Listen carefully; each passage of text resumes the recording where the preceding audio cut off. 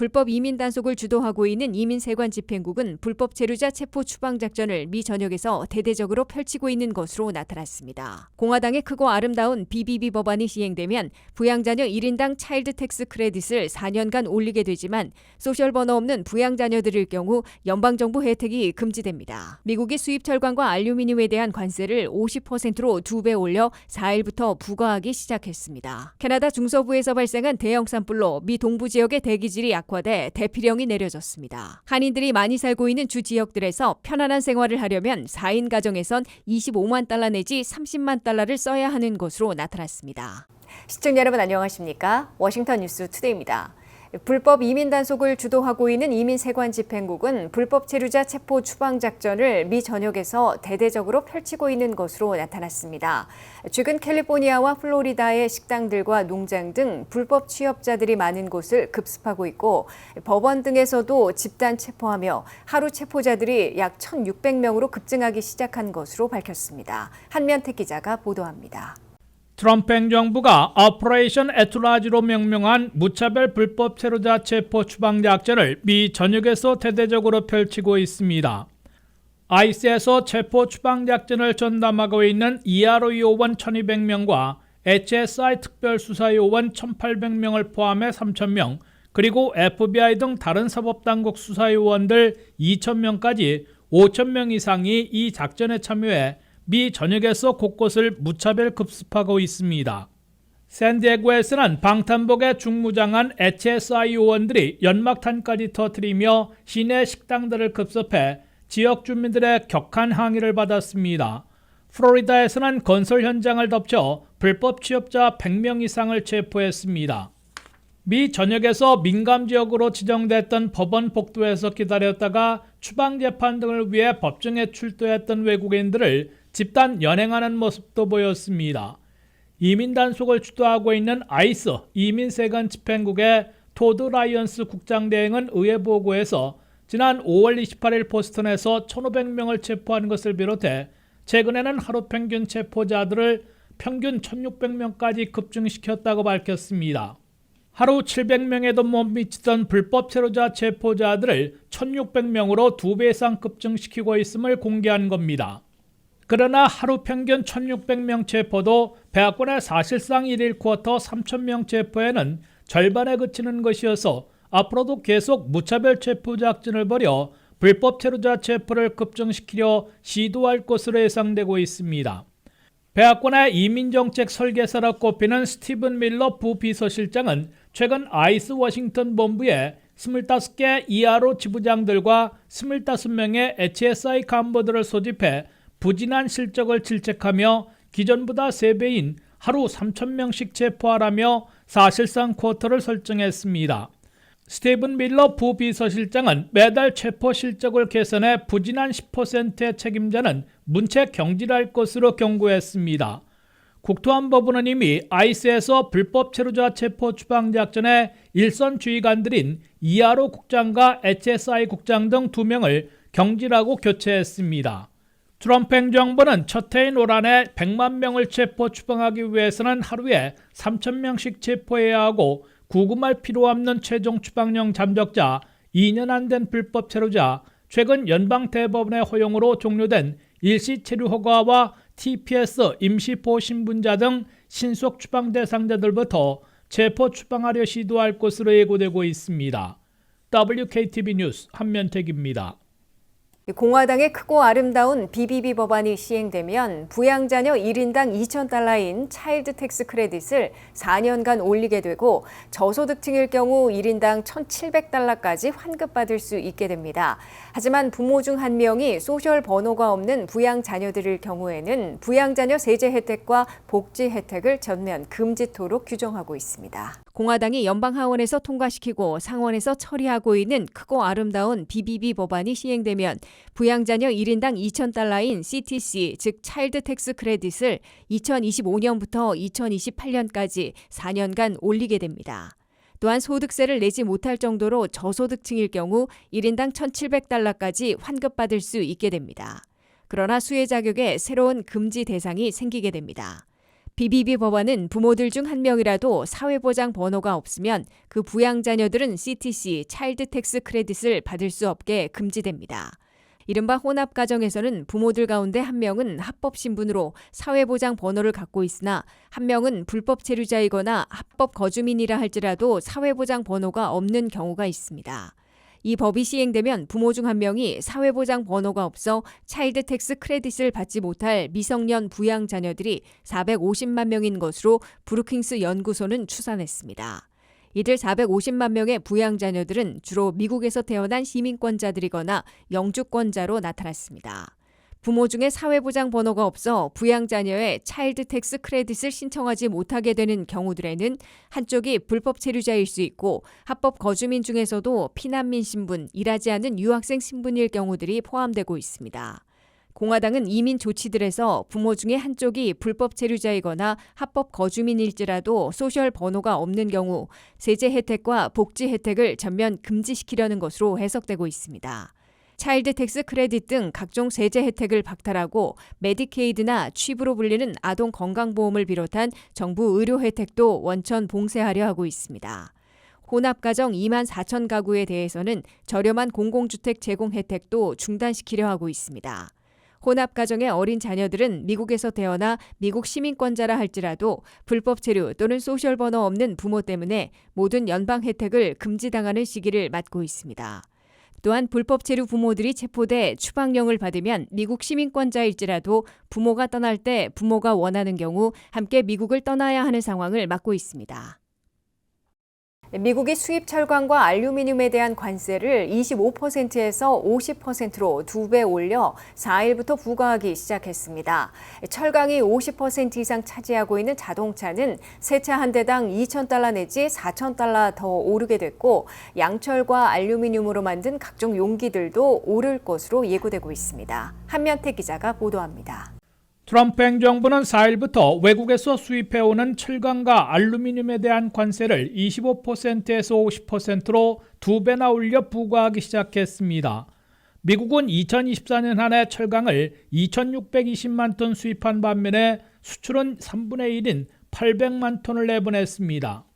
자동차의 경우 전체의 54%는 철강이 차지하고 있습니다. 기계류와 건축, 제조업 등이 외국산 철강과 알루미늄에 크게 의존하고 있어 관세 2배급 등의 사업을 중단해야 할 지경이라고 하소연하고 있습니다. 영유아용 분유통, 커피통, 애완견 간식통을 비롯한 각종 용기들에 주로 수입 알루미늄이 쓰이고 있습니다. 트럼프 철강과 알루미늄 관세 25%에도 허덕이던 미국 내 수입업자들과 제조업체, 건축업계 등에서는 50%의 관세에서는 업계가 더 이상 흡수할 수 없으며 소비자들에게 넘겨 가격을 대폭 올리거나 사업을 중단해야 하는 상황으로 돌아오고 있다고 워싱턴 포스트가 전했습니다. 자동차의 경우 54%나 철강으로 만들어지기 때문에 새 차 한 대당 $2,000 내지 $4,000를 추가로 올려야 하는 상황으로 업계에서는 밝히고 있습니다. 미국의 포드 자동차는 자사 자동차의 90%는 미국산 철강을 쓰고 있으나 나머지 10%와 알루미늄 대부분은 수입품을 사용해 추가 자동차 가격 인상 요인이 생겼다고 밝혔습니다. 볼티모어에 있는 캔 용기 제조사인 인디펜던트 캔은 자사 메탈의 75%를 수입해오고 있어 관세 2배 인상으로 더 이상 흡수할 수 없으며 가격을 올리는 수밖에 없다고 토로했습니다. 철강과 알루미늄 관세 2배 인상은 미국 내 업계에서 일자리 축소나 상실까지 불러올 것으로 경고받고 있습니다. 이미 트럼프 일기 때인 2018년 철강과 알루미늄 수입품에 대해 25%의 관세를 부과한 적이 있었는데 당시 미국 제조업들 가운데 철강업계에서는 1,000명의 일자리를 늘렸으나 제조업계에서는 7만 5천 명이나 일자리를 줄였던 손실을 본 바 있습니다. 이번에는 철강과 알루미늄 관세를 일기 때보다 2배인 50%로 대폭 올려 부과하기 시작한 것이어서 미국 내 가격 인상과 업계 일자리 감소 등을 초래할지 주시되고 있습니다. WKTV 뉴스 한면택입니다. 캐나다에 또다시 대규모 산불이 발생했는데요. 캐나다 중서부에서 발생한 이번 산불로 17,000명이 대피했는데 주 역사상 가장 큰 규모의 대피라고 합니다.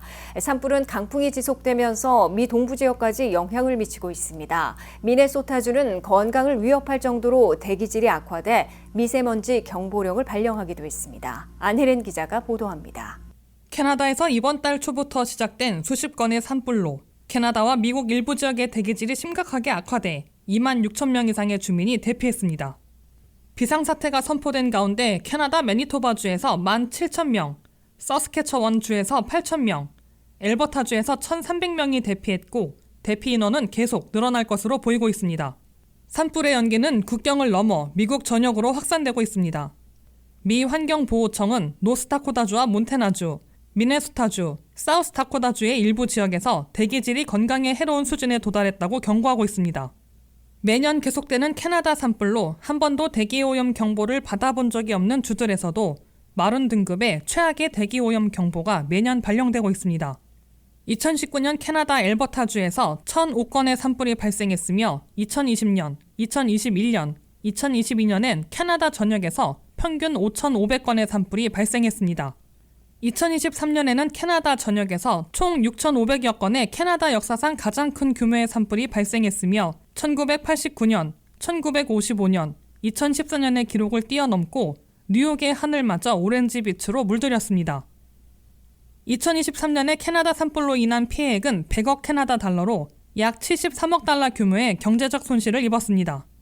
캐나다 산불은 매년 반복되는 문제로 기후변화로 인한 고온 건조한 날씨가 주요 원인으로 지목돼 왔지만 전문가들은 이 같은 상황이 이제는 계절성 재난이 아닌 상시적인 기후위기 상태라고 경고하고 있습니다.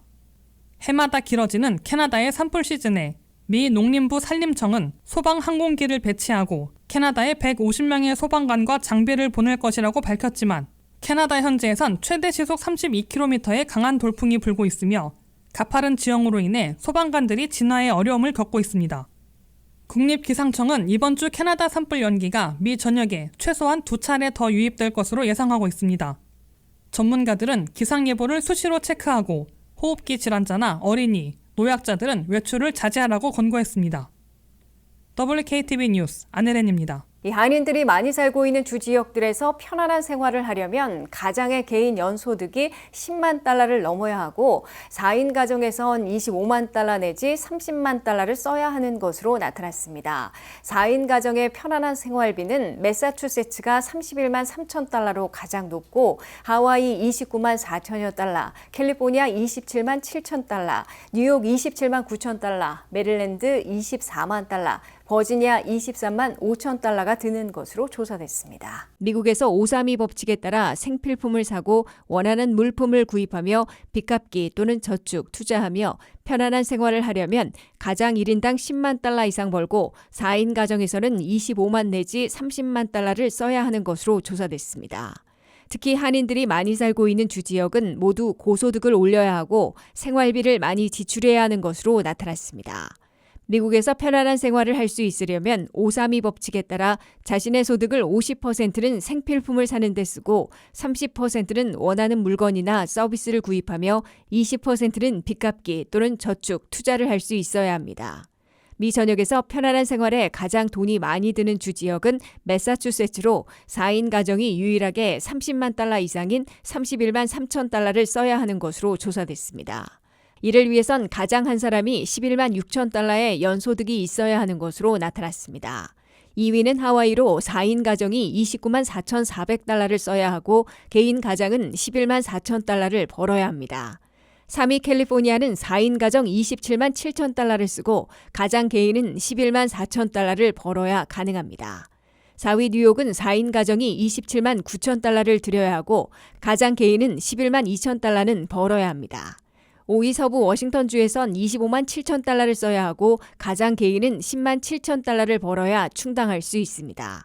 6위 콜로라도는 26만 5천 달러를 들여야 하기 때문에 가장 개인이 10만 3천 달러를 벌어야 합니다.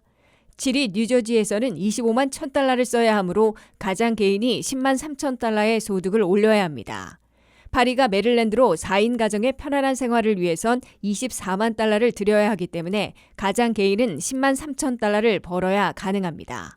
버지니아는 12위로 23만 5천 달러를 써야 하기에 가장 개인은 10만 달러를 벌어야 합니다. 15위 조지아에서는 21만 3천 달러를 들여야 하므로 가장 개인은 9만 7천 달러를 벌어야 가능합니다. 18위 일리노이에서는 23만 2천 달러를 써야 하고 가장 개인은 9만 5천 달러의 소득을 올려야 합니다. 22위 플로리다에서는 21만 달러를 써야 하고 9만 3천 달러를 벌어야 합니다. 30위 텍사스에서는 4인 가정의 편안한 생활을 위해 20만 달러를 써야 하고 가장 개인은 8만 7천 달러를 벌어야 충당할 수 있습니다. 이상으로 워싱턴 뉴스 투데이를 마치겠습니다. 시청해주신 여러분 고맙습니다.